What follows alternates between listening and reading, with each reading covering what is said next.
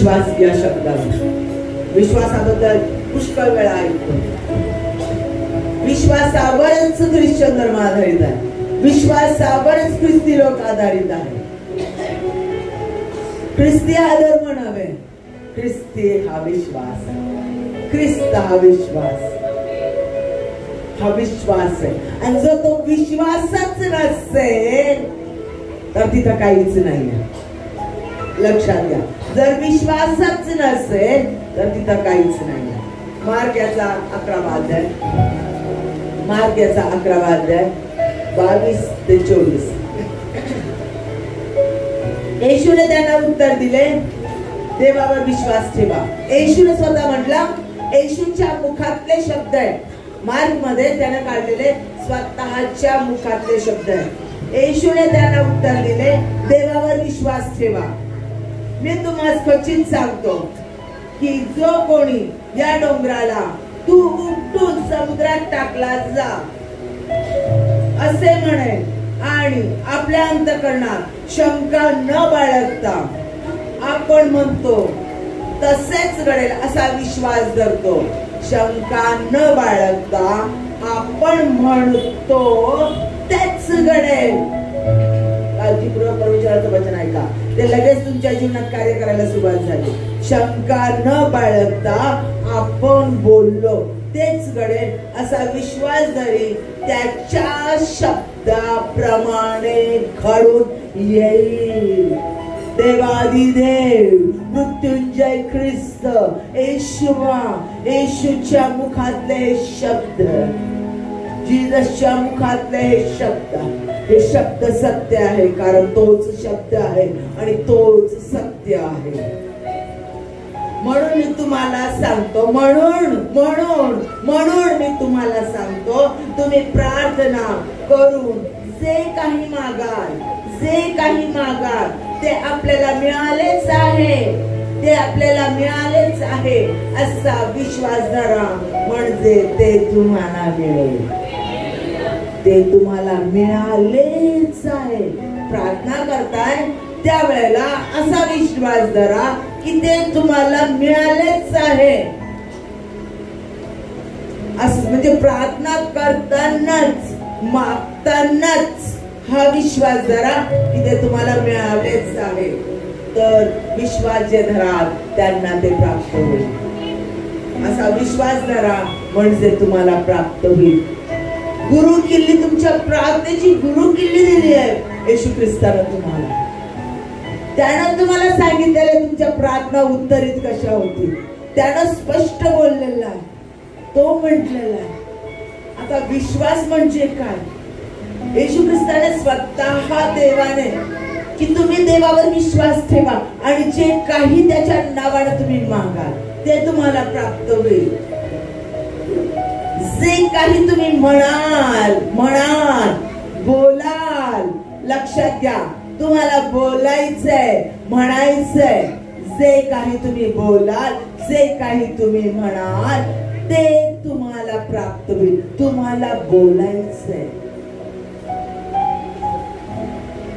म्हणजे विश्वास ठेवून जे काही येशूच्या नावात त्याच्या वचनानुसार आम्ही जे बोलतो ते घडतं. आमच्या मुखात जीवन आणि मृत्यूचं सामर्थ्य दिलेलं आहे. जीवन आणि मृत्यू याचं सामर्थ्य आमच्या मुखात दिलेलं आहे. जीवन येशू ख्रिस्तापासून आहे, मृत्यू सैतानापासून आहे. तुम्हाला काय निवडायचंय? लक्षात घ्या, तुम्हाला काय निवडायचंय? जीवन निवडायचंय, तुमच्या मुखात दिलेलं आहे. जे तुम्ही मुखात बोलाल तेच तुमच्या जीवनात तुम्हाला प्राप्त होणार आहे. खूप सावध राहा. इब्रिकरास पत्र याचा 11वा अध्याय 1ल्या वचनात त्याचे डेफिनेशन दिलेले, विश्वासाची व्याख्या दिलेली आहे. नीट लक्ष देऊन ऐका. विश्वास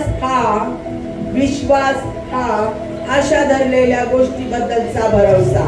आशा धरलेल्या गोष्टीबद्दलचा भरोसा व न दिसणाऱ्या गोष्टीबद्दलची खात्री, ज्या गोष्टी आम्हाला दिसत नाही. नीट लक्ष देऊन ऐका भैयांनो. विश्वास या आशा धरलेल्या गोष्टीचा भरोसा, ज्या गोष्टीची आम्ही आशा धरलेली आहे की ही गोष्ट मला नोकरी मिळणार आहे, मला लेकरू मिळणार आहे, माझ्या गर्भाशयात लेकरू मिळणार आहे, ह्याची मी काय धरली? आशा धरली. ती काय झाली? आशा. मी आशा धरली आणि मी त्याच्यावर विश्वास ठेवला. म्हणजे मला खात्री काय झालेली आहे? मला खात्री, मी आशा धरली आणि मी खात्री धरली. काय खात्री धरली? की मला ते मिळालं आहे. म्हणजे दिसत नाहीये ते. माझी नोकरी मला दिसते का? कोणी कॉल आलाय का? नाही. बाळ मला पोटात दिसतंय का? नाही. डॉक्टरने दिलाय का सर्टिफिकेट? डॉक्टरने सांगितलंय का तुम्ही गर्भवती आहात? नाही. कालच टेस्ट करून सांगितलं डॉक्टरने तुम्हाला लेकरू होणार नाही. आणि मी आज प्रार्थना केली विश्वासाने, दे बाबा तुम्हाला लेकरू दे, आणि तुम्हाला लेकरू दिला मी विश्वास धरते. मी आशा धरली लेकरू होण्याची, येशू ख्रिस्त मला लेकरू देणार. Is that clear? करेक्ट. मी आशा धरली आहे, होप आहे माझ्यामध्ये. मी आशा धरली मला लेकरू होणार. डॉक्टरने काल काय सांगितलं? होणार नाही. आणि मी सांगितलं लेकरांनी खाली बसावं शांत, कोणीच उठायचं नाही लेकरांनी, कोणीतरी त्यांना कंट्रोल करा. मी आशा धरलेली आहे की मला लेकरू होणार. मला सांगितलं होणार नाही. नोकरी लागणार नाही मला सांगितलेलं आहे की तुला नाही नोकरी लागणार. आता खूप कठीण झालेलं आहे, सगळीकडे लोक नोकरीवरून जात आहेत, तुला नोकरी मिळणार नाही. आणि आता सगळीकडे फिरून आलोय, कुठंच जॉब नाहीये. आणि मी प्रार्थना केली येशूच्या नावात. येशूच्या नावात मी प्रार्थना केली आहे आणि आशाने मी प्रार्थना केली. मी आशा धरली आणि मी खात्री बाळगलेली आहे. मला नोकरी दिसत नाहीये, मला लेकरू दिसत नाहीये. कालचा रिपोर्ट आहे माझ्याकडे, लेकरू होणार नाही. पण मी आशा धरली आणि प्रार्थना केली आणि मी विश्वास ठेवला. खात्री काय केली? की मला ते मिळालेलंच आहे. म्हणजेच मी आशा धरली, मागितलेल्या गोष्टीची आशा धरली आणि मागितलेल्या गोष्टीबद्दलची मला खात्री की ते मला मिळालंच आहे. ही मला खात्री आहे, पक्का ऍश्युरन्स आहे, मला लेकरू मिळालेला आहे. कालचा रिपोर्ट मला घेणं नाही. लोकांनी सांगितलं नोकऱ्या बंद झाल्या, मिळणार नाही, मला घेणं नाही. मी प्रार्थना केली, मी आशा धरली आणि मला खात्री झालेली, पक्का भरोसा झालेला आहे, मला ते मिळालेलं आहे. मला ते मिळालेलं आहे. माझी सासू, माझी आई, माझे शेजार पाजारचे म्हणतात तू वांज आहेस. डॉक्टरने काल सांगितलं तुला लेकरू होणार नाही. माझ्या लेकराचं नुकसान झालेलं आहे, मी तुला बायको करून आणली, तू वांज आहेस, तुला लेकरू होणार नाही. सगळे म्हणतात, डॉक्टरचा रिपोर्ट म्हणतात. पण मी प्रार्थना केली, मी प्रार्थना केली आणि प्रार्थना केली, आशा धरली, मला भरोसा आहे आणि मी विश्वास ठेवला. मला खात्री आहे मला ते मिळालेलं आहे. मी प्रार्थना केली, त्याची खात्री मला झाली. ज्यावेळेला मला ॲश्युरन्स होतं, खात्री होते, होय मला ते मिळालेलंच आहे. माझ्या त्या वांज गर्भाशयात, त्या बॅरन गर्भाशयात, मृत झालेल्या गर्भाशयात परमेश्वराने लेकरू दिलेलंच आहे. नोकरी नाही आहे, माझी कपॅसिटी नाही आहे, मी केपेबल नाही आहे त्यासाठी, मी पात्र नाही आहे. सगळीकडे नोकऱ्या सुटतात आणि अशा परिस्थितीत मला ती नोकरी मिळालेलीच आहे. 100% मला मिळालेली आहे. अशक्य प्राय परिस्थितीमध्ये, जिथे काहीच होणार नाही, त्या परिस्थितीमध्ये मला जी खात्री वाटते, पक्क खात्री आहे, अरे होणार, त्याला म्हणतो विश्वास. आणि हा विश्वास आम्ही मुखाच्या द्वारे बोलतो, त्यावेळेला ते घडतच घडतं, ते घडतच घडतं. यावर आपला ख्रिस्ती धर्म आधारलेला आहे. विश्वासावर आज आपण सगळे एक आहोत. विश्वासावर आपण एक म्हटलेले आहोत. विश्वासावर ही मंडळी आधारलेली, येशू ख्रिस्ताची युनिव्हर्सल मंडळी, पूर्ण जागतिक मंडळी ही विश्वासावर आधारलेली आहे. ही त्याची वधू आहे, कोणता धर्म नाही. लक्षात घ्या, त्याचे निवडलेले लोक, त्याचं जागतिक निवडलेलं चर्च. तिथं कोणत्याच भिंती नाही आहे, कोणतीच तत्व नाही आहे, फक्त देवाचं वचन, येशू ख्रिस्त, जो शब्द तो आम्हामध्ये राहतो आणि तो कार्य करतो. त्याच्यावरचा विश्वास आणि पवित्र आत्म्यामध्ये झाला, हे लक्षात ठेवा.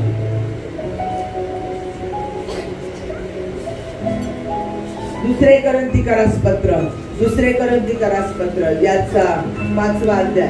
दुसरे करंथीकरास पत्र याचा 5वा अध्याय 7वं वचन. आम्ही विश्वासाने चालतो. डोळ्याने दिसते त्याप्रमाणे आम्ही चालत नाही. यात सगळं दिलंय. आम्ही विश्वासाने चालतो. डोळ्याने दिसतं त्यावर आम्ही चालत नाही. करंथीकरास पत्र याच्यामध्ये पाऊल पवित्र आत्म्याच्या द्वारे आम्हाला सांगत आहे, आम्ही विश्वासाने चालतो. डोळ्याने जे दिसतं त्याने आम्ही चालत नाही. आमचा विश्वास आहे. लक्षात घ्या, ही गोष्ट दिसत नाहीये पण ती होणार आहे. ही गोष्ट दिसत नाही, ही गोष्ट अशक्य आहे, पण ते घडणार आहे याची आम्हाला पक्की खात्री आहे. तो आमचा विश्वास आहे. आणि त्याच्यानुसार डोळ्यांनी जे दिसतं, आमचा रिपोर्ट दिसतो, डोळ्यांना कॅन्सर झाला, आमचा रिपोर्ट दिसतो, हार्ट प्रॉब्लेम आहे, आमचा रिपोर्ट दिसतो, बीपी प्रॉब्लेम आहे, आमचा रिपोर्ट दिसतो, थायरॉइड प्रॉब्लेम आहे, आमचा रिपोर्ट दिसतो, कोर्टाचा निकाल आलेला, अपयश मिळाले, आमचा रिपोर्ट दिसतो, आमची जमीन गेलेली आहे, आमचा रिपोर्ट दिसतोय आम्हाला जॉब मिळणार नाही, आमचा रिपोर्ट दिसतोय आम्ही नापास झालेला आहे, आमचा रिपोर्ट दिसतोय डिवोर्स झालेला आहे, आमचा रिपोर्ट दिसतोय घरातले सगळे माझ्या विरोधात गेलेले, आमचा रिपोर्ट दिसतो सगळे माझ्या शेजार पाजारचे माझ्या विरोधात आहे, आमचा रिपोर्ट दिसतो माझ्या कामावरचे सगळे लोक माझ्या विरोधात आहे. धन्यवाद अशा परिस्थितीबद्दल, धन्यवाद द्या अशा परिस्थितीबद्दल. विश्वासाने धन्यवाद द्या. खात्री धरा, विश्वास धरा की परमेश्वर परिस्थिती बदलवणारा देव आहे. जे दिसत नाही, जे डोळ्यांना दिसत नाही, डोळ्यांना सगळं दिसतंय अपयश, डोळ्यांना दिसतंय सगळी निराशा, डोळ्यांना दिसतंय सगळे आजार, डोळ्यांना दिसतंय सगळं कर्ज, डोळ्यांना दिसतंय सगळे गाण्याने झालेले संबंध, बिघडलेलं नातं, तुटलेलं नातं डोळ्यांनी दिसतंय, घरातली किरकिर दिसते, सगळं जे सैतानापासून आहे ते सगळं दिसतंय डोळ्यांनी. आणि तरी देखील माझा देव त्याच्या वचनानुसार जे दाखवतं त्याबद्दल मला खात्री आहे, त्याबद्दल मला खात्री आहे, तो माझा विश्वास आहे. आणि ते मी माझ्या मुखाने डिक्लेअर करणार आहे. आणि जे मी डिक्लेअर करणार, जे मी बोलणार आहे तेच माझ्या जीवनात घडणार आहे. त्याच्या व्यतिरिक्त काहीच घडणार नाही. कारण राजाधिराज परमेश्वर यहोवा निसी, यहोवा राफा, त्यानं मला अभिवचन दिलंय. जे तू येशूच्या नावात बोलशील वचनानुसार तेच तुझ्या जीवनात घडेल. त्यानं वचन दिलं आणि तो बोलतो तेच सत्य आहे आणि त्याप्रमाणेच घडतंय. आमच्या देवाला, लूक याचा 1 अध्याय 37 वचन, कारण देवाला काहीच अशक्य होणार नाही. हे स्पष्ट देवाचं अभिवचन, येशू ख्रिस्ताचं अभिवचन आहे. देवाला अशक्य असं काहीच नाही. लूक याचा 1 अध्याय 30 वचनात सांगितलं, देवाला अशक्य असं काहीच नाही. कुमारीपासून गर्भधारणा झाली, देवाला अशक्य असं काहीच नाही. मृत झालेल्या सारेचं गर्भाशय, त्याच्यामधून लेकरू निर्माण केलं, देवाला अशक्य असं काहीच नाही. आता आपण विश्वासाची उदाहरणं पाहणार आहोत बायबल मधली. कान देऊन ऐकायचंय. विश्वासाची जुन्या काळातली किंवा नवीन काळातली, नवीन करार आणि जुना करार याच्यातली आपण उदाहरणं पाहणार आहोत. जास्त आपण जुन्या करारातली विश्वासाची उदाहरणं पाहणार आहोत. हिब्रू म्हणजे इब्री करास पत्र याचा 11वा अध्याय, त्याच्यानुसार त्याच्यानुसार सगळ्यात पहिलं म्हणजे परमेश्वराचं स्वतःचं उदाहरण. परमेश्वर देव या यावे जगाचा निर्माण करता अल अलहीम त्याचं उदाहरण आपण पाहत आहोत. इब्रिकरास 11 अध्याय 3 वचन. इब्रिकरास पत्र याचा 11 अध्याय 3 वचन. विश्वासाने आपल्याला कळते की देवाने शब्दाने विश्वाची रचना केली. विश्वासाने आपल्याला कळते की देवाने विश्वासाने शब्दाने विश्वाची निर्मिती केली, अशी की जे दिसते ते दृश्य वस्तूपासून झाले नाही. जे दिसते ते दृश्य वस्तूपासून झाले नाही. अरे उत्पत्ती बघितली तर आपल्याला माहितीये की देवाने त्याच्या शब्दाने निर्मिती केली. तो बोलला आणि घडले. तो बोलला प्रकाश हो. तो बोलला. उत्पत्ती याचा 1 अध्याय 3 वचन. उत्पत्ती याचा 1 अध्याय 3 वचनात तो म्हटला प्रकाश हो आणि प्रकाश झाला. तिथे अंधकार होता, त्या ठिकाणी तो म्हटला प्रकाश हो. तो विश्वासाने बोलला. निर्माण करता एल एलोहिम. लक्षात घ्या, गुड गोष्टी समजून घ्या. तोच एल एलोहिम तुमच्यात राहतो. तोच येशूवा तुमच्यात राहतो आणि माझ्यात राहतो. ज्या वेळेला त्याला तारणारा देव म्हणून आम्ही स्वीकारतो त्यावेळेला तो आमच्यात राहतो. तो कोण आहे? एल एलोहिम आहे. तो जगाचा निर्माण करता पवित्र पिता, पवित्र पुत्र आणि पवित्र आत्मा. तो परमेश्वर आमच्यात राहतो. L Elohim. त्यानं काय म्हटलं? प्रकाश हो आणि प्रकाश झाला. उत्पत्ती याचा 1 अध्याय 3 वचन. तो बोलला आणि प्रकाश झाला. तिथे प्रकाश नव्हता. तिथे प्रकाश नव्हता. तो बोलला आणि प्रकाश झाला. तो म्हटला प्रकाश हो आणि प्रकाश झाला. लक्षात घ्या प्रियांनो, तो जे जे बोलला ते घडलं. आता मी डायरेक्ट 11व्या याच्यावर जाते वचनावर. उत्पत्ती याचा 1 अध्यायातला 11 वचन. देव बोलला हिरवळ बीज देणारी वनस्पती आणि आपापल्या परी सबीज फळे देणारी फळ झाडे भूमी आपल्यावर उपजवो आणि तसे झाले. तिथे हिरवळ नव्हती, तिथे वनस्पती नव्हता.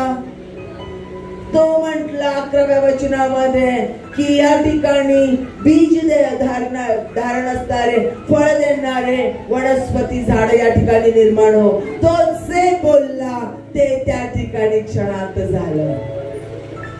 तिथे नव्हतं. तो विश्वासाने बोलला आणि घडलं. माझ्या प्रियांनो, त्यानं विश्वासाने शब्द बोलून, येशू ख्रिस्त हा शब्द आहे, विश्वासाने शब्द बोलून जगाची निर्मिती केली. तो परमेश्वर एलोहिम, तो देव तुमच्यात आणि माझ्यात राहतो. वा, काय सुंदर आहे. तो पवित्र देवादी देव तो माझ्यासारख्या एका कण असणाऱ्यावरून अंतराळातून पाहिलं तर एक कण म्हणून देखील आमच्या भेंडा, आमचं अहिल्यानगर, आमचं महाराष्ट्राची गणती होणार नाही. छोटासा विभाग आणि त्याच्यातले आम्ही कण दिसणार देखील नाही. आशामध्ये परमेश्वर राहतो माझ्यामध्ये. तो माझी प्रत्येक भावना जाणतो. तो माझा प्रत्येक विचार जाणतो. माझ्या प्रियांनो, माझा भूतकाळ, माझा वर्तमान काळ आणि माझा भविष्य काळ, अशा लाखो असंख्य होऊन गेलेल्या पिढ्या, पुरुष आणि स्त्रिया, आत्ता निर्माण असणारे पुरुष आणि स्त्रिया लाखो करोडो असंख्य आणि भविष्यात येणारे अनेक लाखो आणि करोडो असंख्य स्त्री आणि पुरुष यांचा भूतकाळ, वर्तमान काळ आणि भविष्य काळ ऍट अ टाइम एका वेळेला देवाच्या समोर आहे.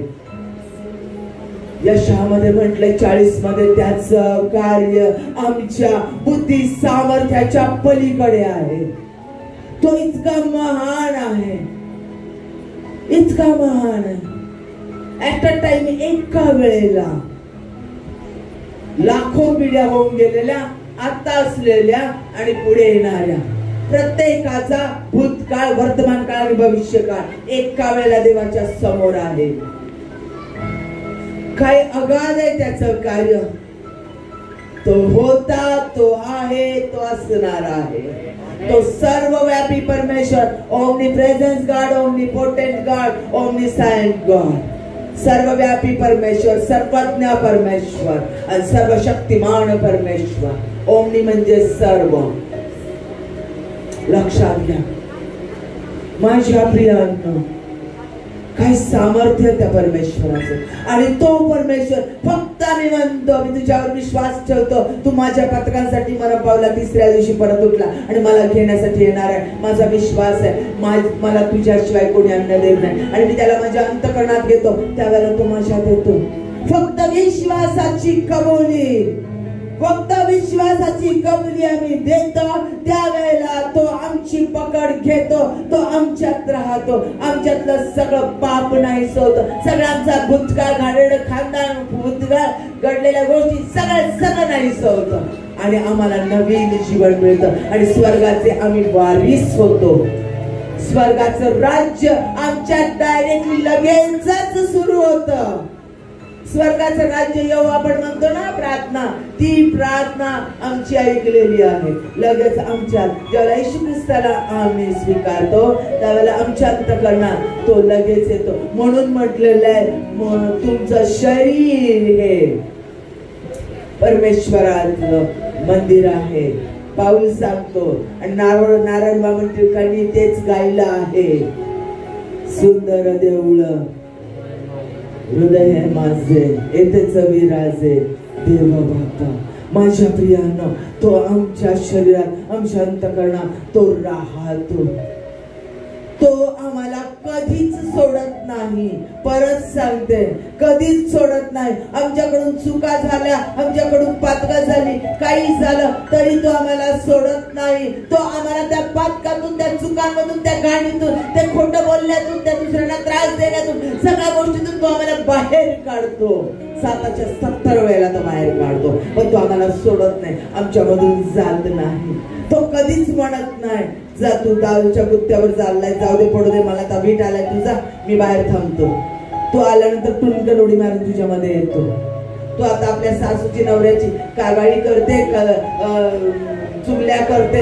तू आता बॉसला वाईट रीतीने दुसऱ्यांबद्दल शिकवते, वाईट रीतीने कपट कारस्थान करतो, दुसऱ्यांना पाडण्याच्या योजना करतो. चल, मी तोपर्यंत बाहेर थांबतो. नाही नाही नाही नाही. ज्या वेळेला आम्ही येशू ख्रिस्ताचा तारणारा देव म्हणून स्वीकारतो, त्यावेळेला तो आमच्यात येतो. तो आम्हाला कधी कधी कधी कधीच सोडत नाही. ना तुमची दुर्बलता, ना तुमच्या कमजोरी, ना तुमच्या चुका करणं, ना तुमचे पाप करणं, काहीच तुम्हाला परमेश्वरापासून विभक्त करू शकत नाही. ना कोणी देवदूत, ना कोणी पास्टर, ना कोणी देवाचा सेवक, ना कोणी लोक तुम्हाला येशू ख्रिस्तापासून कधी कधीच विभक्त करू शकत नाही. एकदा त्याला तुम्ही तुमच्या अंतःकरणात स्वीकारलंय, संपलं. तो तुम्हाला त्या पापातून बाहेर काढतो. तो पाप्यावर प्रेम करतो, पापाचा द्वेष करतो. त्याला अशुद्धता मान्य नाही, कारण तो पवित्रतेचा देव आहे. त्याला तुमच्या घाणेरड्या गोष्टी मान्य नाही. तो त्याच्यातून तुम्हाला बाहेर काढतो, पण तो तुम्हाला सैतानासारखी टोचणी देत नाही. तो ॲक्युझर नाही, दोष देत राहणारा नाही. तो तुम्हाला त्याच्यातून बाहेर काढतो. विश्वास, लक्षात घ्या, परमेश्वराने विश्वासाने सृष्टीची निर्मिती केली आणि तो निर्माण करता देव तुमच्यात आणि माझ्यात राहतो. निर्माण करण्याचं सामर्थ्य त्यानं तुमच्यामध्ये दिलेलं आहे. मग जे काही विश्वासाने तुम्ही निर्माण कराल, त्याच्या वचनानुसार त्याच्या राज्याची बांधणी कराल, ते घडेल, ते घडेल. फक्त तुमच्यात विश्वास हवा. दुसरं आपण उदाहरण पाहणार आहोत, अब्राहम. अब्राहमाला विश्वासाचा पिता म्हटलेला आहे. अब्राहमाला विश्वासाचा पिता म्हटलेला आहे. इब्री पत्राचा 11वा अध्याय याच्यातले 8 ते 11 वचन आपण वाचणार आहोत. कान देऊन वचन ऐका. अब्राहमाला पाचारण झाल्यावर जे ठिकाण त्याला वचनादाखल मिळणार होते तिकडे निघून जाण्यास तो विश्वासाने तयार झाला आणि आपण कुठे जातो हे ठाऊक नसतानाही, आपण कुठे जातो हे ठाऊक नसतानाही तो निघून गेला. लक्षात घ्या, परमेश्वराने त्याला सांगितलं, तो ऊर देशात राहत होता, तो आपल्या बापाच्या जवळ. परमेश्वराने त्याला सांगितलं, उठ, बायकोला घे आणि इथून बाहेर निघ, मी तुला वचनदत्त देशात नेत आहे. आणि तो विश्वासाने उठला. त्याने कुठं जातो विचारलं नाही आणि त्याला तो देश माहिती नसताना देवाने सांगितलं, तो उठला, बायकोला घेऊन. फक्त चूक केली, पुतण्याला घेऊ नको, तर पुतण्याला घेऊन निघाला लोटाला. परंतु तो आपल्या बायकोला विश्वासाने तिथून घेऊन निघाला. परदेशात राहावे त्याप्रमाणे तो वचनदत्त देशात राहिला, विश्वासाने जाऊन राहिला. त्याच वचनाचे सहभागी वारिस इसाक व याकोब यांच्या बरोबर डेऱ्यात त्याची वस्ती होती. कारण पाये घातलेल्या व देवाने योजलेल्या व बांधलेल्या नगराची तो वाट पाहत होता. तो वाट पाहत होता बांधलेल्या पाये घातलेल्या नगराची. आणि बरोबर इस्रायल लोकांना परमेश्वराने कनान देश दिला, कारण अब्राहम वाट पाहत होता. वयोमर्यादे पलीकडे असतानाही सारेला देखील विश्वासाने गर्भधारणेची शक्ती मिळाली, कारण तिने वचन देणाऱ्यास विश्वासनीय मानले. लक्षात घ्या माझ्या प्रियांनो, देवाने सांगितलं उठ आणि मी तुला वचनदत्त देशात नेतो. त्या ठिकाणी तो गेला आणि त्या देशात उपरी परदेशी म्हणून तो राहिला. नंतर त्याच्या लेकरांना संतान आला. तो देश परमेश्वराने, आज इस्रायल देश आपण पाहत आहोत, त्या देशामध्ये तो राहत आहे. उत्तर आपण पाहत आहोत. अभिवचन कुणाला दिलेलं होतं? अब्राहमाला. बरोबर आहे. इस्रायल लोक त्याच्यामध्ये जाऊन राहिले. आज आपण ते पाहत आहोत की परमेश्वराने त्याला अभिवचन दिलेलं होतं. विश्वासाने तो देवपुरी म्हणून, परदेशी म्हणून त्या देशात जाऊन राहिला. तो देश त्याने त्याला दिला. सारेला लेकरू होऊ शकत नव्हतं. तिचं गर्भाशय मृत झालेलं होतं. पिरियड संपलेले होते. HCN संपलेला होतं. तो 100 वर्षाचा म्हातारा झालेला होता. त्याचे अवयव शिथिल झालेले होते. तुम्हाला सगळ्यांना कळतं, अवयव त्याचे शिथिल झालेले होते. त्याचे अवयव कार्य करत नव्हते. तो वयस्कर झालेला होता. आणि अशा परिस्थितीत तिचं शरीर, तिचं गर्भाशय वयस्कर झालेलं होतं. मृत गर्भाशय झालेलं होतं. पाळी येणं बंद झालेलं होतं. आणि अशा परिस्थितीमध्ये देवाने अभिवचन दिलं, तुला लेकरं होईल आणि तुझ्यापासूनच ते संतान होईल. मी वाळूच्या कणा एवढं करेल. आणि त्या सारेने त्याने विश्वास ठेवला. त्यांनी विश्वास ठेवला. त्यांनी विश्वास ठेवला. आणि विश्वासानुसार त्यांच्या अवयवांनी कार्य केलं. कळतंय का? त्यांच्या मृत झालेल्या अवयवांनी कार्य केलं. काय असेल विचार करा. लग्न झालेले लोक इथं आहेत. वृद्ध असणारा हा अब्राहम, निकामी झालेले त्याच्या शरीराचे अवयव, सारा वृद्ध झालेले, निकामी झालेले तिचं गर्भाशय, आणि त्याच्यामध्ये गर्भधारणा झाली. विश्वास ठेवला आणि त्याच्या अवयवांनी कार्य केलं आणि त्यांना लेकरू झालं. माझ्या प्रियांनो, पुढचं जाऊन ऐका. ते झालेलं लेकरू तुझ्या लेकराच्या द्वारे मी संतान निर्माण करेल म्हटला परमेश्वर. आणि परमेश्वराने विश्वास ठेवला. इसाकाच्या द्वारे संतान परमेश्वर मला अजून माझं वाळूच्या कणा एवढं संतान वाढवणार आहे. आणि तो एकुलता एक वृद्धपणात झालेलं लेकरू, ते लेकरू 12 वर्षाचं झाल्यानंतर त्या परमेश्वराने सांगितलं ह्या लेकराला अर्पण कर, त्याचा छाटणी कर, म्हणजे त्याची कत्तल करून त्याचा यज्ञ कर. त्या ठिकाणी त्याला वेदीवर अर्पण कर, अग्नीला स्वाहा कर. माझ्या प्रियानं स्वतःच्या हाताने त्याच एका लेकराला वध, त्याला कट्ट कर आणि त्या वेदीवर दे, मला अर्पण कर, अग्नी स्वाहा कर. आणि तो विश्वासाने मुलाला घेऊन निघाला. आपल्या सेवकाला तो म्हटला, तू इथे थांब, आम्ही परत येतो. तो काय म्हटला? विश्वासानं. विश्वासाची कबुली बघा. काय विश्वासाचा पिता का म्हटलं? तो विश्वासाने काय म्हटलं? तो यज्ञ करायला, लेकराचा एकूण एक लेकराला परमेश्वराला द्यायला चाललेला होता. त्याला कट करायचंय आणि त्याला वेदीवर जाळून टाकायचंय. लक्षात घ्या, स्पष्ट बोलते मी. असं असताना तो त्याच्या नोकराला म्हटला, तू इथं पायथ्याशी थांब, आम्ही परत येतो. म्हणजे आम्ही जिवंत परत येतो. माझ्या प्रियानं, मी परत येतो म्हटला नाही तो. मी परत येतो म्हटला नाही अब्राम, आम्ही परत येतो म्हटला. आम्ही परत येतो. आणि विश्वासानं त्याचे लेकराने त्याला विचारलं, आपल्याला एडका देण्यासाठी कुठे एडका? तो म्हटला, परमेश्वर पाहून देईल. तो म्हटला नाही, अरे तुलाच द्यायचंय मला. किंवा म्हटला नाही मनातल्या मनात, अरे लेकरा तुझंच रे अर्पण करणार आहे. शांत बसला नाही, उत्तर दिलं, बोलला, कन्फ्रेस केलं, विश्वासानं म्हटला, परमेश्वर पाहून दे.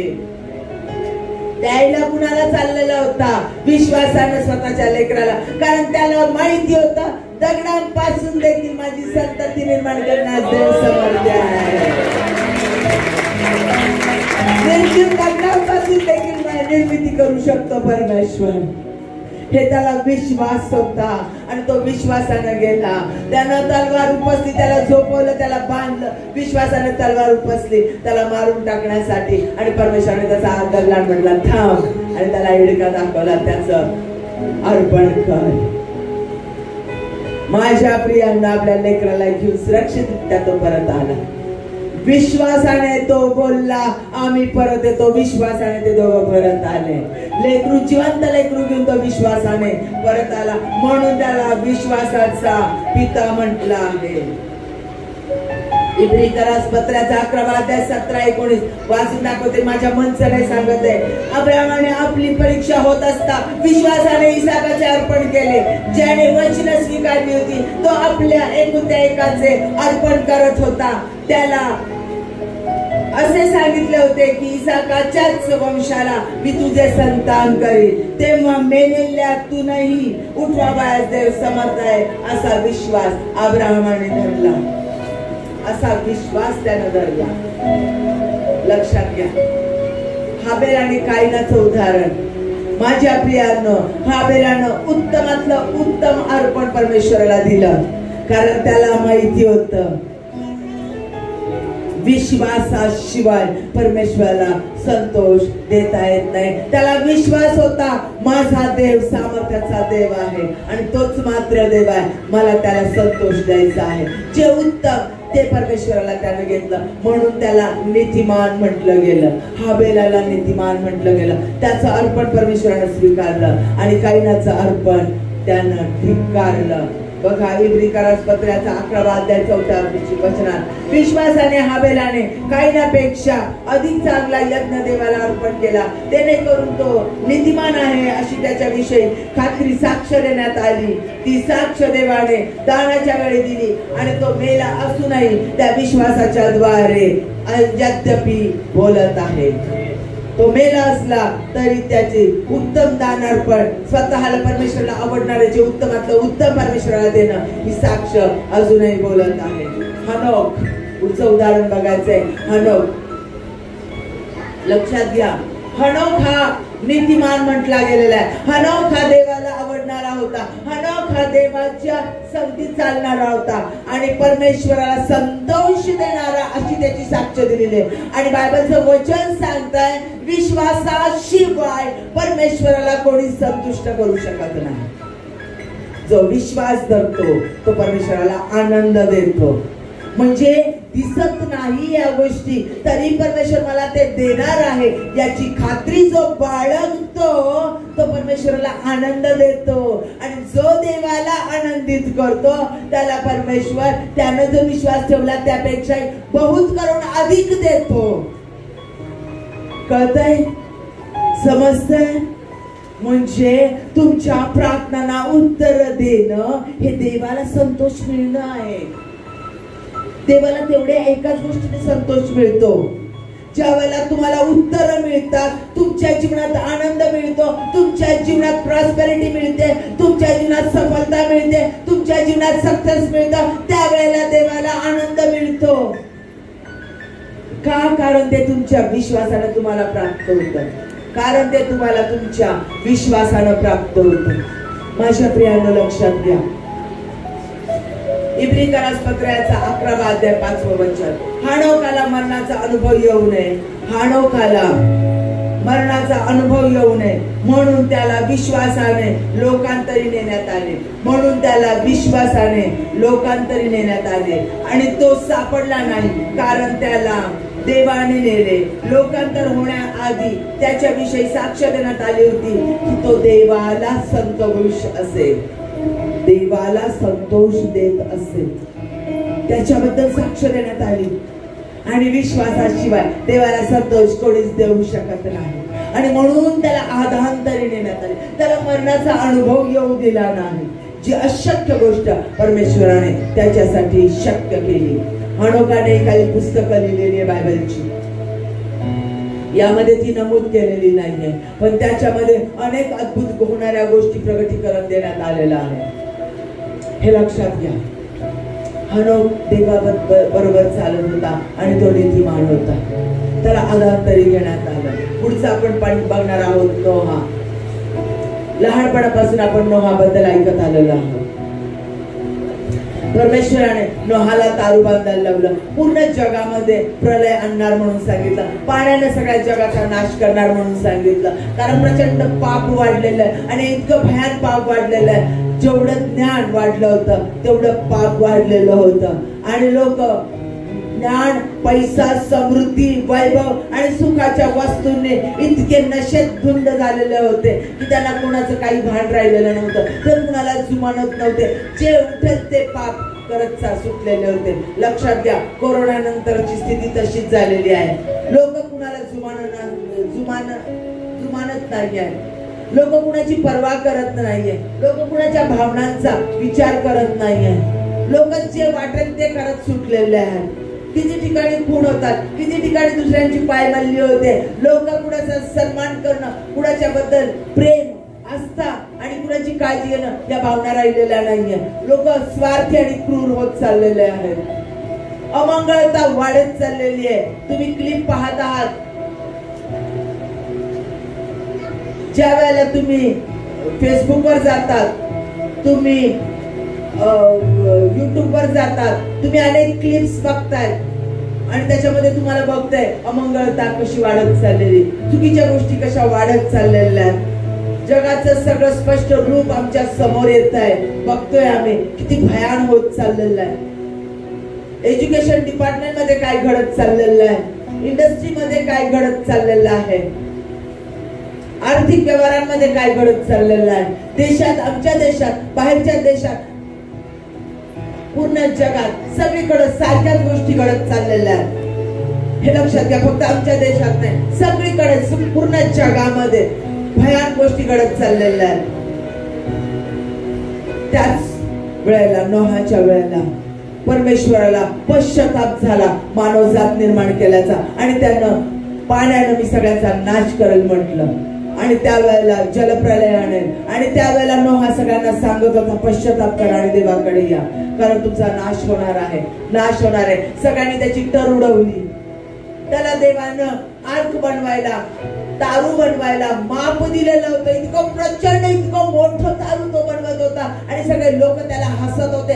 नोहावर मूवी देखील निघालेला आहे, वेडा झालेला, सेन्स झालेला म्हणून त्याच्याबद्दल म्हटलं गेलेलं आहे. वेडा झालेला म्हणजे देवाने दिलेल्या ध्येयानं वेडा झालेला होता. तो विश्वासात इतका बळकट होता. परमेश्वराने जे माप दिले त्या हुबहूब मापाप्रमाणे त्याने ते तारू तयार केलं आणि जगाचा नाश झाला. विश्वासानं त्याचं कुटुंब तारलं गेलं. विश्वासानं त्याचं कुटुंब तारलं गेलं. आणि त्यानं जेवढे पशु, पक्षी, प्राणी जेवढे त्या तारवामध्ये विश्वासानं ठेवले ते सगळे तारले गेले. बाकीचे सगळे मरण पावले, सगळे त्याच्यामध्ये नाश झाले. अजूनही आपण जर बघितलं तर नासाने त्याचा शोध लावलेला आहे. विद्वानांनी आणि सायंटिस्टने त्याचा शोध लावलेला आहे. ते तारू सापडलेले अरारत पर्वताजवळ आणि ते प्रचंड मोठं तारू होतं आणि सिद्ध होतंय जलप्रलय येऊन गेलेला. विश्वास ठेवला नोहाने, विश्वास ठेवला नोहाने. इब्रिकरास पत्र याचा 11 अध्याय 7 वचन. तोपर्यंत जे पाहण्यात आले नव्हते त्या विषयी नोहाला सूचना मिळाली आणि आदरयुक्त भयाने त्याने आपल्या कुटुंबाच्या तारणासाठी विश्वासाने तारू तयार केले. त्या विश्वासाच्या द्वारे त्याने जगाला दोषी ठरवले आणि विश्वासाने प्राप्त होणारे जे नीतिमत्व त्याचा तो वतनदार झाला. विश्वासाने जे नीतिमत्व त्याचा तो वतनदार झाला. त्याने विश्वास ठेवला म्हणून नोहाला नीतिमान म्हटलं. आपण बघत आहोत इस्रायलचं उदाहरण. मोशेने इस्रायल लोकांना समुद्रामधून पार नेलं. लक्षात घ्या 10 पिढ्या झालेल्या होत्या. इस्रायल त्या मिस्री लोकांमधून ते बाहेर आले आणि विश्वासानं समोर काय होतं तर समुद्र होता आणि त्या तांबड्या समुद्रातून मोशेने त्यांना त्या तांबड्या समुद्रातून बाहेर नेलं. कोरडी भूमी झाली. या बाजूला समुद्र, या बाजूला समुद्राची भिंत आहे आणि मधून ते कोरड्या भूमीवर विश्वासाने न घाबरता चालत गेले. त्यांना माहिती होतं त्यांना आमच्यासाठी समुद्र दुभागलेला आहे. विश्वास ठेवला त्यांनी आणि मोशेने विश्वासाने तो समुद्र दुभागला. त्या समुद्रामधून ते चालत गेले. ते चालत गेल्यानंतर त्यांच्या पाठीमाग मिस्री लोक आतमध्ये आले आणि त्यांनी परमेश्वराकडे टाव फोडला. विश्वासाने ते लोक त्याच्यामध्ये बुडाले आणि त्यांचे शत्रू मिस्री लोक फारोचं सैन्य कायमचं नष्ट झालं. इब्रिकरास पत्र याचा 11 अध्याय 29. जसे कोरड्या भूमीवरून तसे ते विश्वासाने तांबड्या समुद्रातून पार गेले. मिस्री लोक तसेच करण्याचा प्रयत्न करीत असताना आज मरून गेले. देवाचं वचन सांगतं. शेवटचं आपण उदाहरण बघत आहोत यरीहोचा कोट. इब्रिकरास पत्र याचा 11 अध्याय आणि 30 वचन. शेवटचं आपण पाहत आहोत. विश्वासानं यरीहोचा गावकुसाभोवती 7 दिवस फेऱ्या घालण्यात आल्यावर ते पडलं. माझ्या प्रियांनो, भक्कम असणारा चिंचबिंद बघितली ना आपण. चिंचबिंद गुगल मध्ये किंवा युट्यूब वर तुम्ही बघू शकता. किती भक्कम आहे. आणि माझ्या प्रियांनो, तशा पद्धतीने भक्कम असणारे यरीहोचे ते कोट होते. जुन्या काळचं बांधकाम होतं. दगडाने बांधलेले होते. चुना डांबर यांनी भक्कम केलेले होते आणि असे यरीहोचे मजबूत कोट. हातामध्ये कोणतंही शस्त्र, आधुनिक कोणताही हत्यार नसताना फक्त त्या 7 वेळेला त्या यरीहोच्या भोवती तुम्ही फेरी मारा. स्तवन करत, आनंदाचा गजर करत स्तवन करत 7 दिवस फेरी मारा. 7व्या दिवशी जय घोष करा सांगितलं आणि त्यानं विश्वासानं केलं.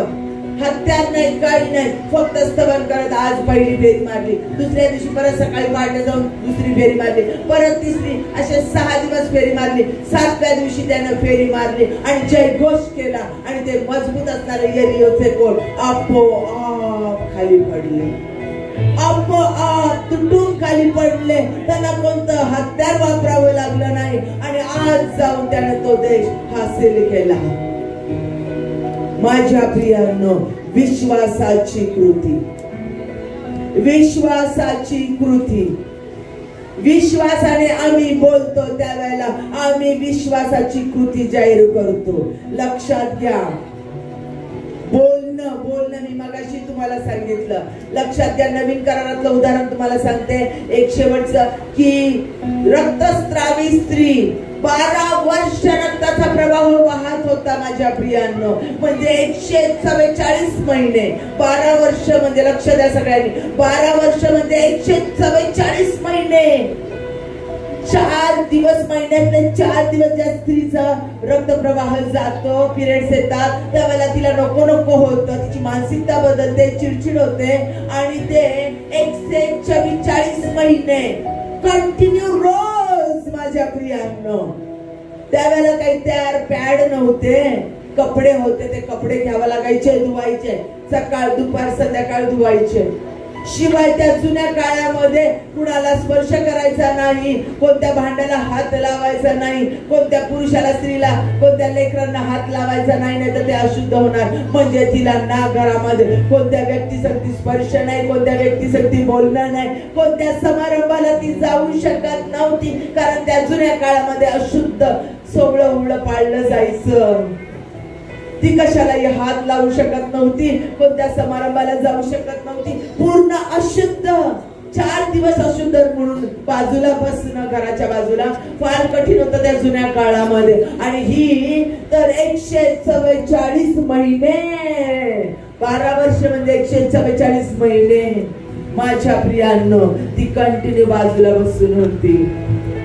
अनेक वैद्य केले, डॉक्टर केले, परंतु काही झालेलं नव्हतं. ती स्त्री विश्वासाने जमावात शिरली. जर असं पिरियड्स असलेली अशुद्ध बाजूला बसलेली स्त्री ती जर जमावात गेली, कोणत्या पुरुषाला, स्त्रियांना जर तिचा स्पर्श झाला तर तिला दगड मार केली जायची. कारण ऑलरेडी सांगितलेलं असायचं, नियम होता मोशेच्या काळातला, की त्या स्त्रीनं वेगळं राहायचं, कुणाला स्पर्श करायचा नाही, कोणत्या वस्तूला तिने स्पर्श करायचा नाही, कोणत्या वस्तूला स्पर्श केला तर ती वस्तू धुवून घेतली जायची.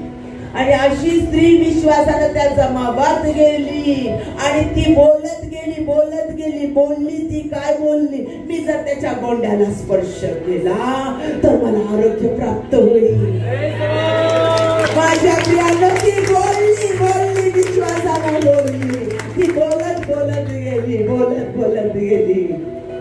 हो 144 महिने, हो 144 महिने रिजेक्टेड म्हणून जीवन जगली, अशुद्ध म्हणून जीवन जगली. कुणाचा स्पर्श नाही, कुणाचं बोलणं नाही, कोणता आनंद नाही, कोणता समारंभ नाहीये, कोणत्या नवऱ्याचा, आपल्या नवऱ्याचा स्पर्श नाही, आईबापाचा स्पर्श नाही. हो एकटी राहिली, कोणालाच राहिली, कुटुंबापासून एकटी बाजूला बसवली गेली.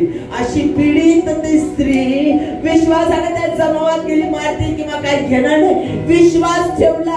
जिला एवढ्या वैद्यांकडून गुण आला नाही, ती म्हटली फक्त त्याच्या गोंड्याला स्पर्श केला, वस्त्राच्या गोंड्याला मी जर स्पर्श केला तर मी आरोग्य प्राप्त करेन. ती बोलली आणि तिनं त्या गोंड्याला स्पर्श केला, तिला आरोग्य प्राप्त झालं. विश्वासाने बोला. विश्वासाने बोला. जो विश्वासाने बोलतो त्याला परमेश्वर देतो. माझ्या प्रियांनो, बोलणं, आम्ही बोलतो त्यावेळेला ध्वनी ऊर्जा निर्माण होते, सायन्स सांगतं.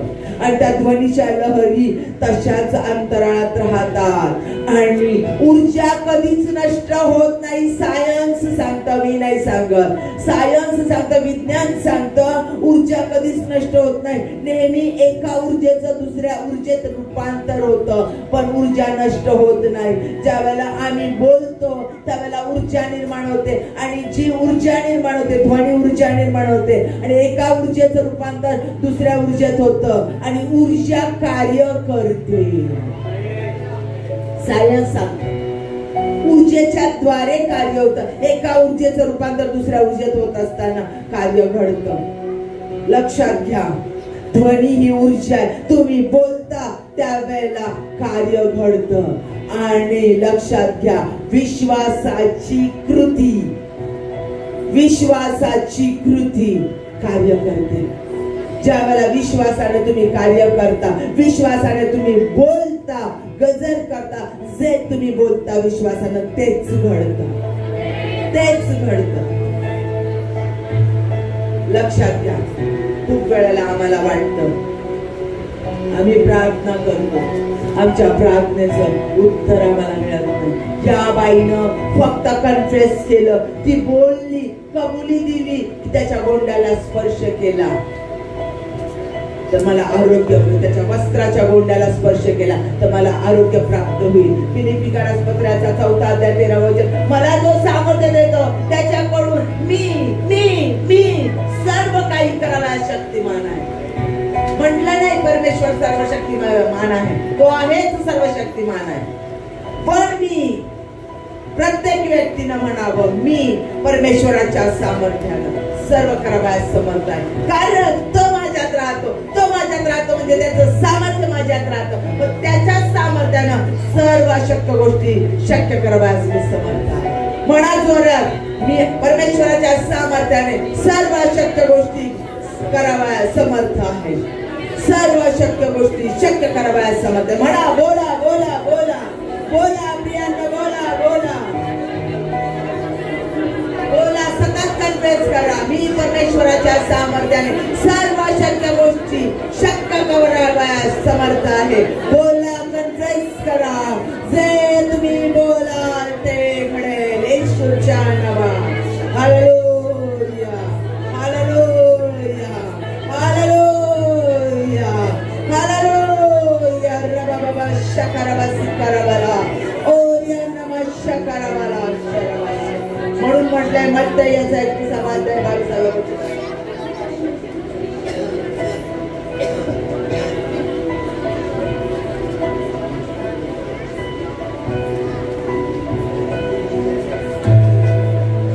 क्षमा करा. मत्तई याचा 21 अध्याय 22 वचनात, तुम्ही विश्वास करून प्रार्थनेत जे काही मागाल ते सर्व तुम्हास मिळेल म्हणून म्हटलेलं आहे. आता विश्वासानं आम्ही मागतो, त्याच्यामध्ये अडथळे येतात. हे अडथळे कोणकोणते हे जाणून घ्या आणि ते अडथळे आज तुमच्या जीवनातून आजच काढून टाकायचे. तुम्हाला अत्यंत महत्वाचे आहे. सगळ्यात पहिलं म्हणजे अविश्वास. अविश्वास. बोलतो आम्ही, म्हणतो आम्ही, प्रार्थना करतो आम्ही, पण मग मनात म्हणतो घडल की नाही घडल, होईल का परत, आता होईल का नंतर होईल, नाही घडलं तर, नाही झालं तर. ज्या वेळेला हा विश्वास येतो, परमेश्वराचं स्पष्ट वचन सांगतं, जो अविश्वास धरून मागतो त्याला काहीच प्राप्त होत नाही. जो अविश्वास ठेवतो त्याला काहीच प्राप्त होत नाही. म्हणून पक्का विश्वास, न दिसणाऱ्या गोष्टीबद्दलची पक्की खात्री होणं अत्यंत गरजेचं आहे. लक्षात ठेवा, न दिसणाऱ्या गोष्टीबद्दलची पक्की खात्री म्हणजे विश्वास, आणि ते आमच्या जीवनात असणं गरजेचं आहे. दुसरी गोष्ट म्हणजे भीती. आमच्या घरात, आमच्या अंतःकरणात ज्याला आम्ही मागतो, आम्ही प्रार्थना करतो आणि देवाने सांगितलंय की अरे तू परमेश्वराची सेवा करणार, देवाची दासी म्हणून तू निवडले आणि तुला हा जॉब मिळणार आहे, तुझ्या जीवनात हे चमत्कार होणार. देवाच्या नियमानुसार आम्हाला जे जे परमेश्वराने वचनं दिलेली आहे की तो गुप्त निधी आमच्यासाठी बाहेर काढेल, तो आमच्यासाठी पितळी दरवाजे उघडेल, तो आमच्या शत्रूला आमच्या समोर हरवेल आणि तो आम्हाला विजय देईल. देवाने वचन दिली आहे. पण माहितीये का, शत्रू खूप भयंकर आहे. नाही, माझा आजार खूप डेंजर आहे, कॅन्सर बरा न होणार आहे, नाही हार्ट प्रॉब्लेम खूप डेंजर आहे, नाही स्किन डिजीज लवकर जात नाही, नाही नाही काम खरंच लवकर मिळत नाहीये, नाही कामासाठी ना मोठी पदवी असणं गरजेचं आहे. ही भीती आमच्या अंतःकरणात जेव्हा येते ना त्यावेळेला कार्य होत नाही. तुम्हाला माहिती आहे, देवाची सेविका नगरमध्ये राहते, मी नाव नाही सांगत म्हणतो. त्यांचा मुलगा कसा बसा 8वीत गेला, फीट यायचं त्याला, फीट येत होतं त्याला, आणि डॉक्टर भीती व्यक्त केली. शेवटी त्यांनी त्याला शाळेत जाणं बंद केलं. 8वी पर्यंत कशा बसा त्याला घेऊन जायच्या, तिथं केव्हाही फीट यायचं. मेंदूमध्ये फॉल्ट होता आणि त्या मेंदूमध्ये फॉल्ट असल्यामुळे त्याला कंटिन्यू मेंदूच्या गोळ्या चालू होत्या, वीक होता तो, आणि त्याला शाळेत पाठवलंच. 8वीच्या नंतर तो गेलाच. आणि असंच प्रार्थना केली त्याला बघितल्याच्या नंतर, आणि परमेश्वराने सांगितलं की ह्याला तर मी देवाचा सेवक म्हणून उभा करणार आहे, ह्याला उत्तमातला उत्तम जॉब देणार आहे, उत्तमातली उत्तम पत्नी देणार आहे, त्याला प्रबळ म्हणून उभं करणार आहे, आणि पुढे पास्टरला अनाइंटिंग त्याला आहे, आणि पास्टरचं चर्च तो चालवणार आहे. आणि ती देवाची सेविका होती. माझ्या प्रियांनो, हे ऐकल्याच्या नंतर विश्वासाने त्यांनी प्रार्थना केली. त्यांचा विश्वास, तेही देवाचे सेवक होते, त्यांनी विश्वासाने, कारण त्यांनाही प्रोफेसरचं दान होतं, आणि विश्वासाने त्या गोष्टी त्यांनी धरून ठेवल्या. माझ्या प्रियांनो, परमेश्वरानं त्याला इतकी उत्तमातली उत्तम पत्नी दिली. लक्षात घ्या, तो जॉब करू शकत नव्हता, त्याचा बाप मशीन चालवत होता. त्या मशीनचं ॲक्युरेट इंजिनियर लोकांना मोजमाप घेऊन प्रत्येक साचे तयार करावे लागतात आणि ते वर्क तयार करावं लागतं. त्याचे साचे तयार करणं, त्याचं मोजमाप करणं, त्याचं गणित तयार करणं आणि त्याच्यानुसार ते मशीन चालवणं. एवढी मोठी मशीन त्या कंपनीमध्ये तो मशीन चालवणारा एकमेव आहे. तो मुलगा कामाला लागला त्या ठिकाणी. त्याच्या बापापेक्षाही त्याचं काम उत्तम आहे. इंजिनियर पोरं त्याच्या समोर हरले, तो स्वतः ते मशीन चालवता 8वीचा पडला. देव तो देव आहे, देव तो देव आहे. माझ्या प्रियांनो, त्याला आज इतकी सुंदर आणि इतकी हुशार मुलगी झालेली आहे. तो त्याचा कुटुंब चालवतो, लोकांसाठी प्रार्थना करतो. येत्या दिवसामध्ये पास्टर म्हणून तो उभं राहणार आहे. मी पाहिलेला आहे, तो जॉब करणार आहे. तो जॉब मध्ये आज तो तरबेज झालेला आहे आणि त्या जॉब मध्ये त्याला मिळतात त्यापेक्षाही अधिक प्रॉस्पेरिटी परमेश्वर या कार्यामध्ये त्याला देणार आहे. माझ्या प्रियांनो, काम मिळणं, एवढ्या मोठ्या कामावर जाणं आणि एवढं मोठं काम त्याला प्राप्त होणं आणि एवढी चांगली पत्नी त्याला प्राप्त होणं अशक्य गोष्ट होती. अशक्य गोष्ट होती. त्याला पती पत्नीचं नातं पण कळत नव्हतं. बोला, पती पत्नीचं नातं देखील त्याला कळत नव्हतं. मित्रांसाठी कसं बोलावं त्याला माहिती नव्हतं. तो कधी बाहेर नेलेला नव्हता. 8वीच्या नंतर घरातून बाहेर गेलेला नव्हता. वर्षानुवर्ष एकलकोंडेपणे घरात राहिलेला तो एवढा मोठा कंपनीमध्ये जॉब जाऊन करतो आणि त्याला इतकी उत्तम सुंदर पत्नी आहे आणि त्याला त्याचं लेकरू आहे. हे सत्य गोष्ट मी तुम्हाला सांगायला. माझ्यासारखे आलेल्या पास्टरांना पण माहिती, त्यांनी पाहिलेलं आहे. परमेश्वर अशक्य गोष्टी शक्य करतो. आमच्या अंतःकरणातून भीती निघून जाणं अत्यंत गरजेचं आहे. जिथं भीती आहे तिथं कार्य होत नाही. कार्य होत नाही. ज्यावेळेला आम्हाला होईल की नाही, घडेल की नाही, नाही डॉक्टरचे रिपोर्ट तर असे सांगतात, नाही पहिल्यापासूनच तो पोरगा असा आहे, पहिल्यापासूनच ती पोरगी अशी आहे, नाही आधीपासूनच तिचा नवरा असा आहे, तो काही बदलत नाही, ते त्याची बायको अशीच आहे, ती अशीच कागाळे करणारी आहे, ती नुसतं माहेरी पळणारी आहे, ती काही नाही ऐकणारी आहे, ती काही संसार टिकवणारी नाही आहे. तुम्ही जे नेगेटिव्ह बोलता, नेगेटिव्ह भीती अंतःकरणात ठेवतात, नकारात्मक भीती अंतःकरणात ठेवता, प्रियांनो तेच तुमच्या बाबतीत घडतं, तुमच्या लेकरांच्या बाबतीत घडतं.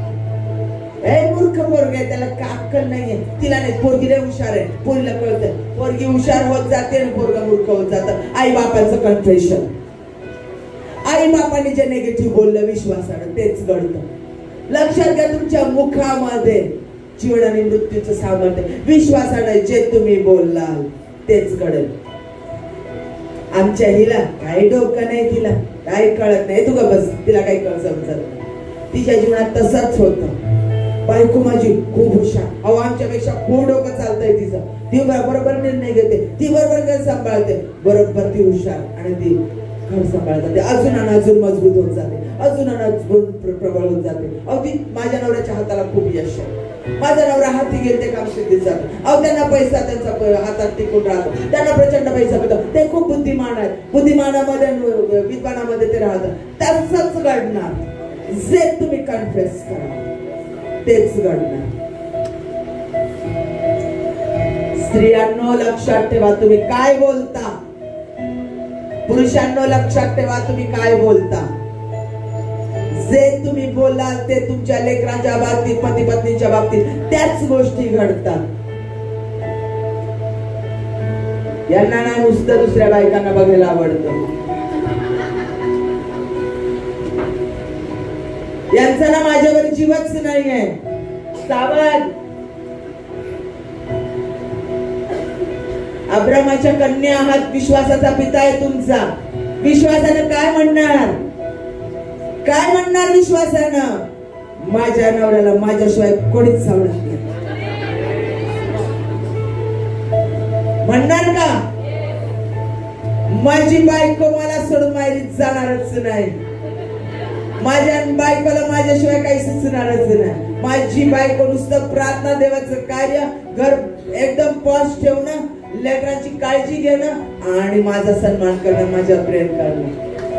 जे बोलाल ते घडेल, जे बोलाल ते घडेल. माझ्या कामावर माझ्याशिवाय पाण्याच हलणार नाही. अहो त्यांना माझी गरज लागेल.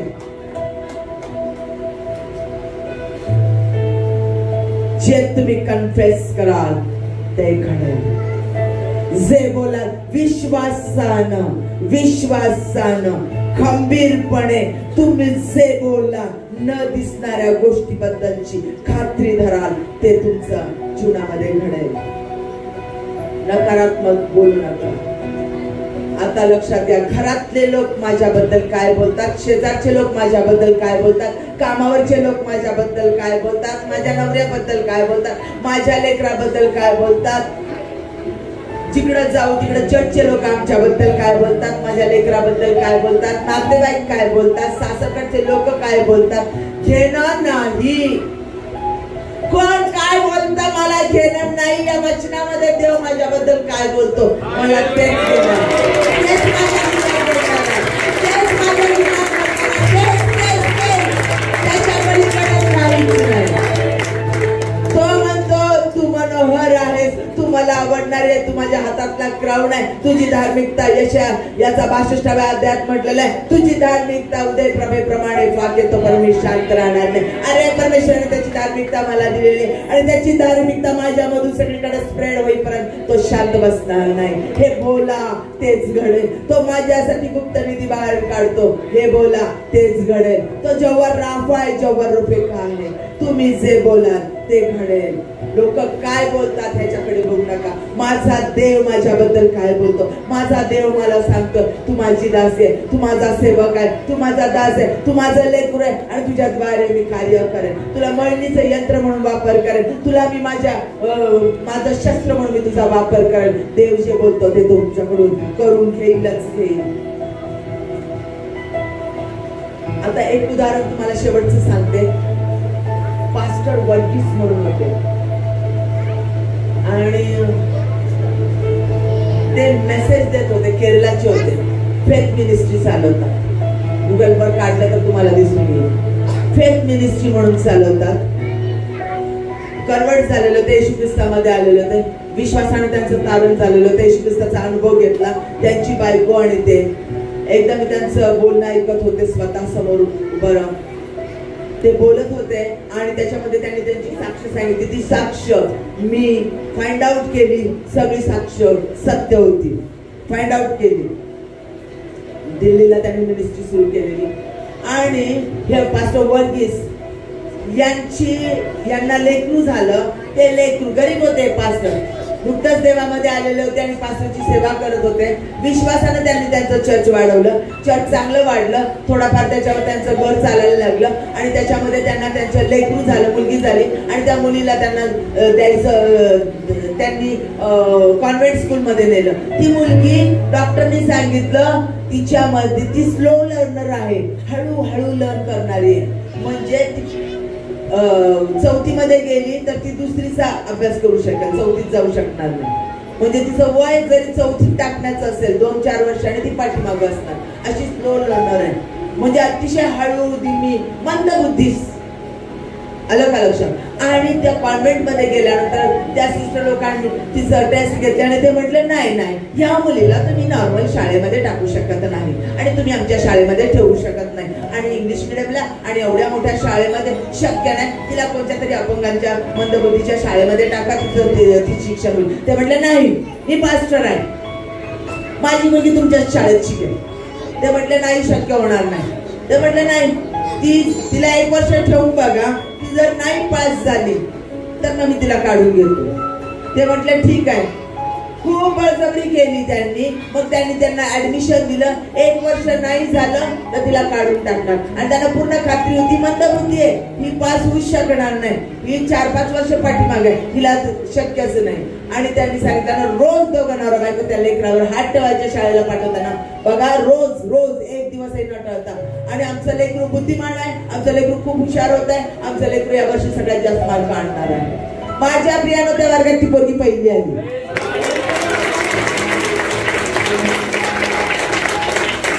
असं करत तुझं पूर्ण शिक्षण झालं. दुसरं लेकरू ते पण मंदबुद्धी आलं, तिसरं लेकरू पण मंदबुद्धी आलं.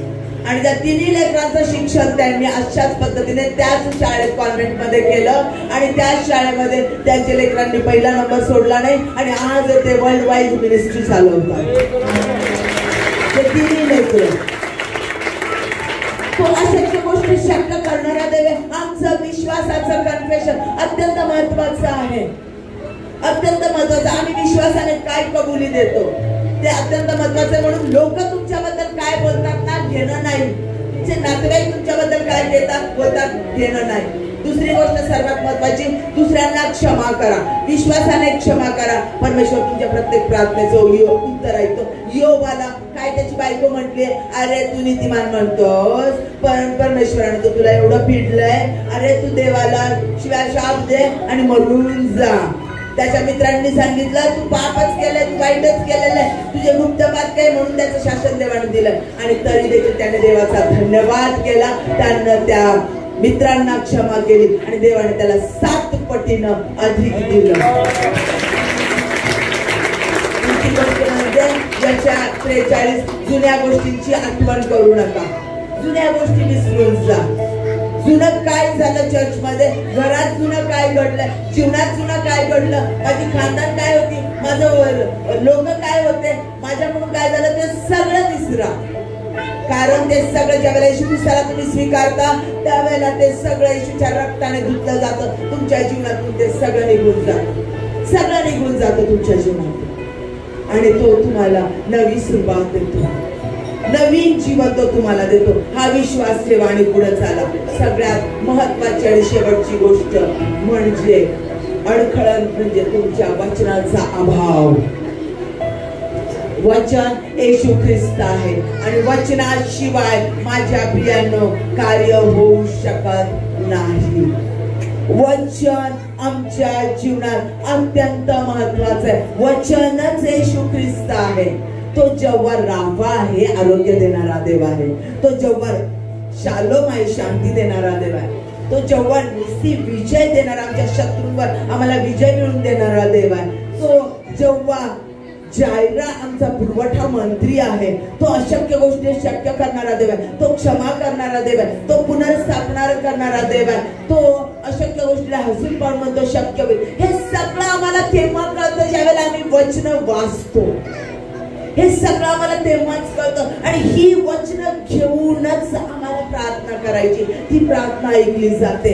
माझ्या प्रियांनो, परमेश्वर, लक्षात घ्या, माझा शब्द लक्ष देऊन ऐका. परमेश्वर स्वतः त्याच्या वचनाला बांधलेला आहे. त्याच्या वचनाच्या पुढे परमेश्वर जात नाही. जे त्याचं वचन तुम्ही क्लेम करून प्रार्थना कराल, ती प्रत्येक गोष्ट तो ऐकेल. त्या प्रत्येक गोष्टीचं उत्तर तुम्हाला प्राप्त होईल. न दिसणाऱ्या गोष्टींबद्दलची खात्री तुम्हाला प्राप्त होईल. ज्या न दिसणाऱ्या गोष्टी, ज्या अशक्य आहेत, त्या मी ज्या वेळेला वचन वाचते त्यावेळेला परमेश्वरने माझ्यासाठी किती अशा गोष्टी ठेवलेल्या आहेत की ज्या अशक्य आहेत, ज्या घडणार नाही आहे. मी कोण आहे आणि माझ्या जीवनात अशा अशक्य गोष्टी वचनामध्ये सांगितल्याप्रमाणे घडू शकतात. तुम्ही पवित्र याजक गण आहात असं यशायाच्या 61व्या अध्यायात म्हटलंय. होय, मी पवित्र याजक गण आहे, मी पवित्र प्रिस्ट आहे.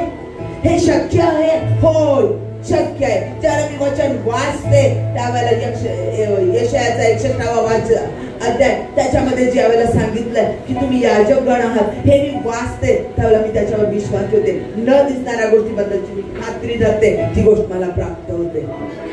माझी वाढ कशी होणार, मी देवाची सेवक, देवाचा सेवक म्हणून कसे राहणार, मी बिझनेसमॅन, बिझनेस वुमन कशी होणार, मला प्रॉस्पेरिटी कशी मिळणार, याचं सगळं उत्तर इथे आहे.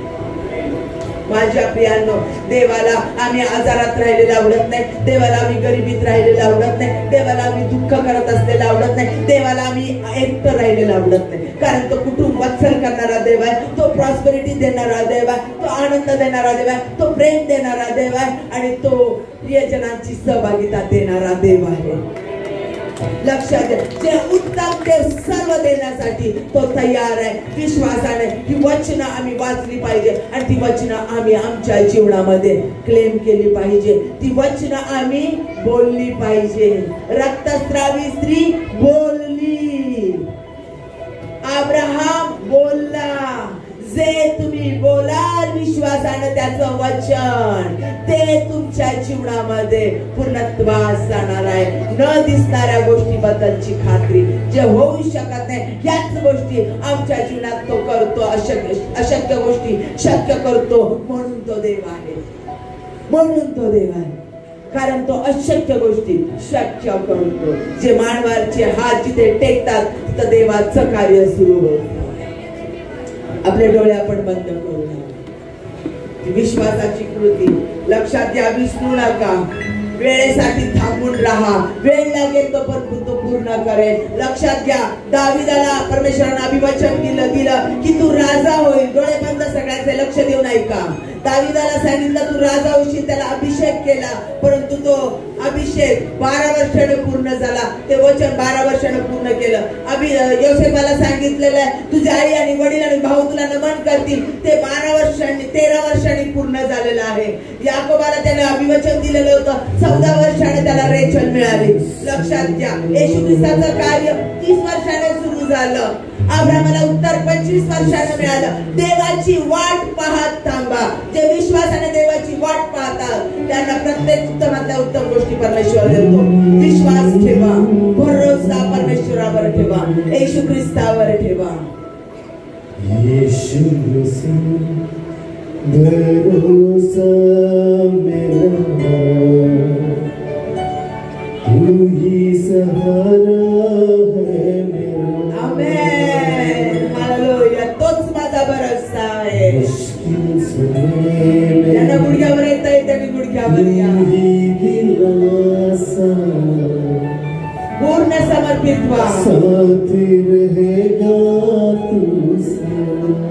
आमेन, आमेन, हालेलुया. यीशु मसीह भरोसा मेरा, तू ही सहारा है मेरा. आमेन, हालेलुया. मुश्किल समय में तू ही दिलासा, साथ रहेगा तू सदा. करुणा भलाई तेरी पूर्ण परमेश्वराच्या हातात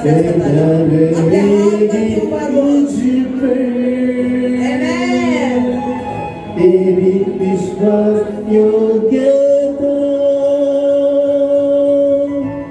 देखूंगा मैं उम्र भर.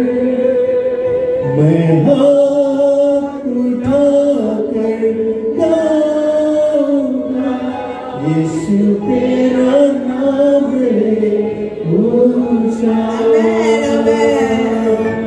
मैं हाथ उठाकर गाऊंगा, यीशु तेरा नाम है ऊंचा. मुक्ति से है बचाया तुझे, जीवन नया है दे दिया. हालेलुया. लेकर पुकारा मुझे, महिमा से तूने भर दिया. किसे है बचाया तूने, जीवन नया दे दिया. आमेन, आमेन, हालेलुया.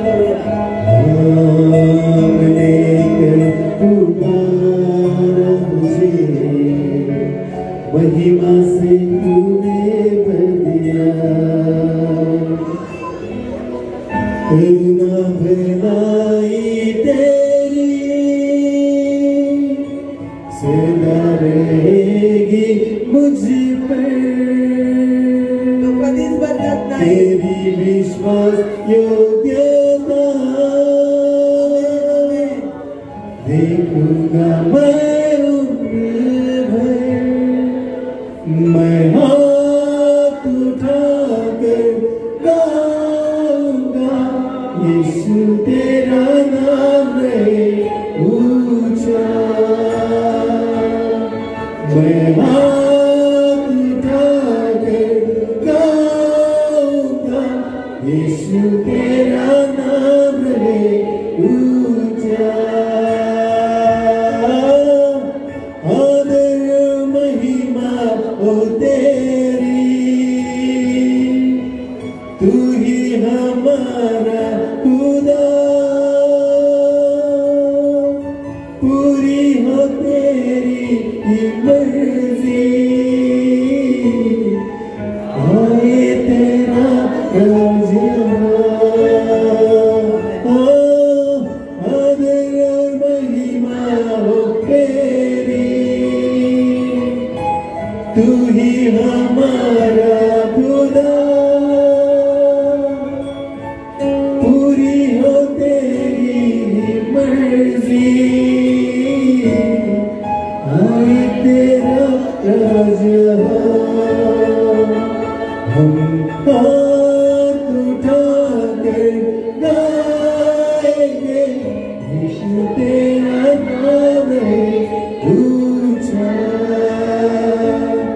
हम हाथ उठाकर गाएंगे यीशु तेरा नाम है ऊंचा,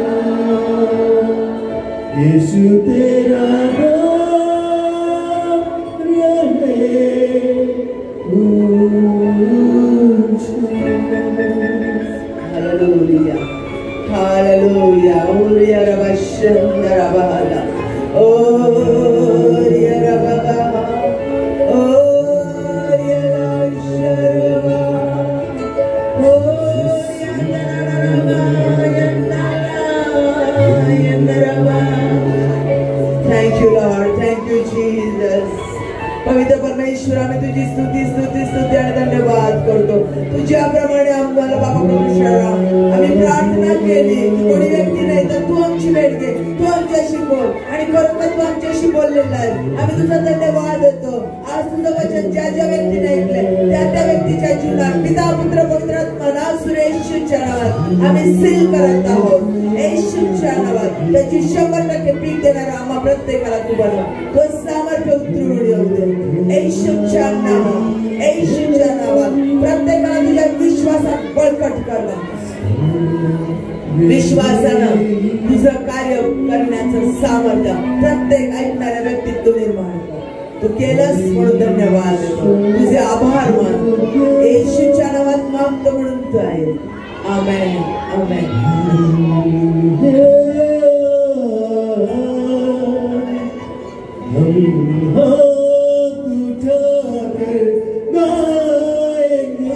यीशु तेरा नाम है ऊंचा,